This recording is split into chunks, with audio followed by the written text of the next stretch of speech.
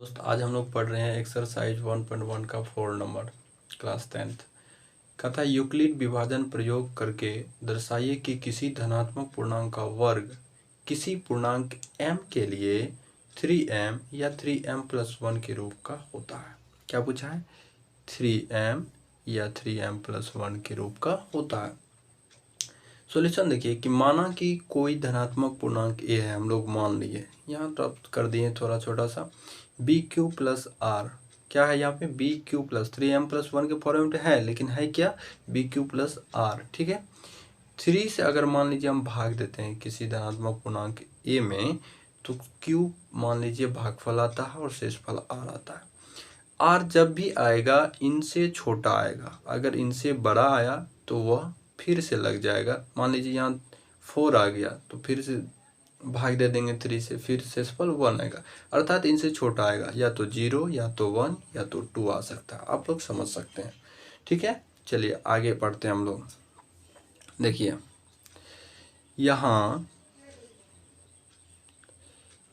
यहाँ ये नहीं, b बराबर 3, जब b बराबर 3 लेते हैं, क्योंकि यहाँ देखिए 3m+1 BQ plus are, b का मान क्या है? 3 है। ठीक है, तो b बराबर जब 3 लेते हैं तो r का मान क्या हो सकता है? या तो 0 या तो 1 या तो 2, है ना दोस्तों।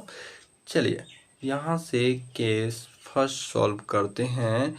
जब लिख देते हैं, जब r बराबर 0 हो तो a बराबर क्या हो जाएगा? 3m+0। तो a बराबर क्या निकल कर आ जाएगा? 3m, है ना। तो 3m के फॉर्मेट में एक तो निकल गया ना। अब क्या करते हैं? वर्ग करने पर इधर वर्ग करेंगे तो a² हो जाएगा और 3m का इधर स्क्वायर हो जाएगा, तो a² बराबर क्या हो जाएगा? 9m² हो जाएगा ना दोस्तों। फिर यहाँ अगर 3 कॉमन लेते हैं तो 3m² लाएंगे। ये जो कोष्ठ में मान है मेरा, इसको हम लोग m मान लेते हैं। क्या मानते हैं? m मान लेते हैं। तो हमारा क्या निकल के आ जाएगा? 3m। बोलिए कैसे? क्योंकि 3 गुना m बराबर 3m, क्योंकि इन सबको तो हम m मान लिए हैं। ठीक है, चलिए आगे। केस सेकेंड अर्थात 2, जब r बराबर क्या लेंगे? 0 ले लिए, अब 1 लेंगे तो क्या हो जाएगा? a का मान क्या हो जाएगा? 3m+1, है ना। 3m+1। अब दोनों वर्ग करने पर तो इधर वर्ग करेंगे तो a² हो जाएगा, इधर वर्ग करेंगे तो 3m+1 का होल स्क्वायर। देखिए a+b का होल स्क्वायर, a+b का होल स्क्वायर हम लोग जानते हैं कि a² + 2, एक जगह पर 3m है, b की जगह पर 1 है, प्लस b का होल स्क्वायर होता है। तो 3m का होल स्क्वायर तो हो जाएगा 9m का होल स्क्वायर प्लस 2 तिया 6m + 1। यहाँ दोस्तों देखिए क्या करेंगे हम लोग? 3 कॉमन निकाल लेंगे। 3 कॉमन निकाल लेंगे तो 3m² प्लस क्या हो जाएगा? 2m। अब बच गया क्या? +1। अब इस कोष्ठ वाले को हम लोग क्या मानेंगे? m मानेंगे। तो किस फॉर्मेट में आ गया? 3 गुना m 3m, तो प्लस क्या बचा है? 1। ठीक है, अब क्या करेंगे हम लोग?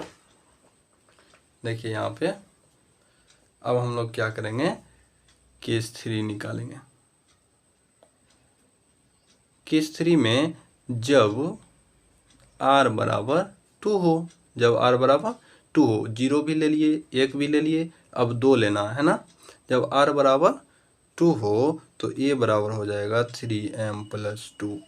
तो दोनों ओर वर्ग करने पर,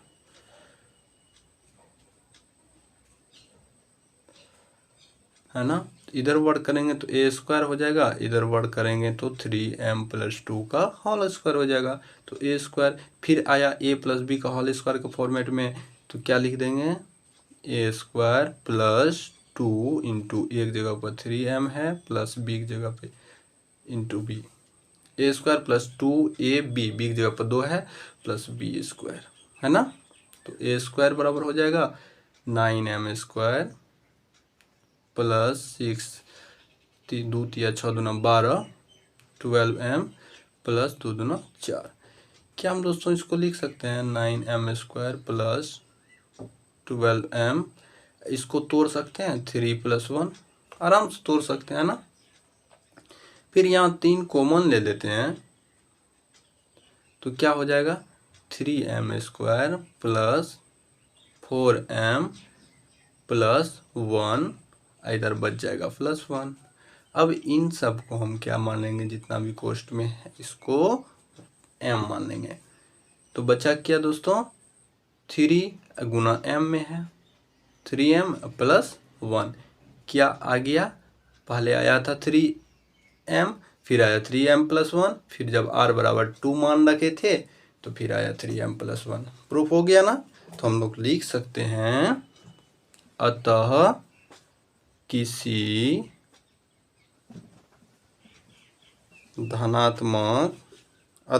धनात्मक पूर्णांक का वर्ग, क्या था, अतः किसी धनात्मक पूर्णांक का वर्ग किसी m के लिए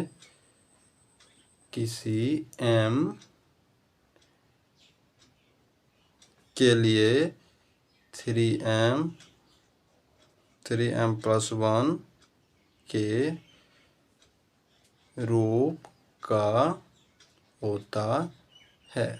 आशा करता हूँ दोस्तों ये बात आपको समझ में आई होगी। अगर आपको समझ में आई तो आप चैनल को लाइक करें, सब्सक्राइब करें और शेयर करें। धन्यवाद।